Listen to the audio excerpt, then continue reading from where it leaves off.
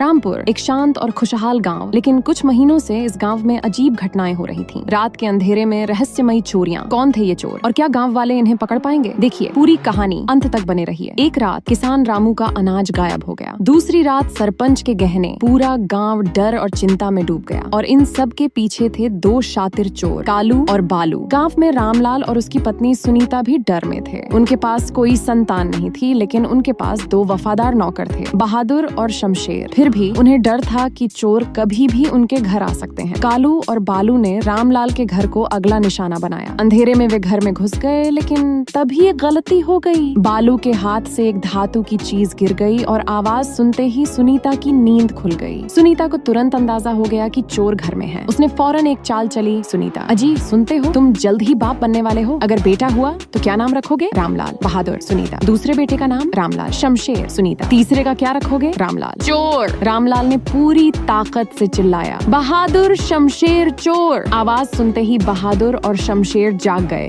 और चोरों पर टूट पड़े। सुबह होते ही चोरों को गांव के सरपंच के सामने लाया गया। गांव वालों ने मिलकर फैसला किया कि उन्हें हमेशा के लिए गांव से बाहर निकाल दिया जाए। इस घटना के बाद रामपुर में कभी कोई चोरी नहीं हुई। गांव वाले रामलाल और सुनीता की बुद्धिमानी की तारीफ करने लगे। और इससे हमें ये सीख मिलती है, मुश्किल समय में तर्क और बुद्धि का सही इस्तेमाल किया जाए तो किसी भी संकट से आसानी से निकला जा सकता है।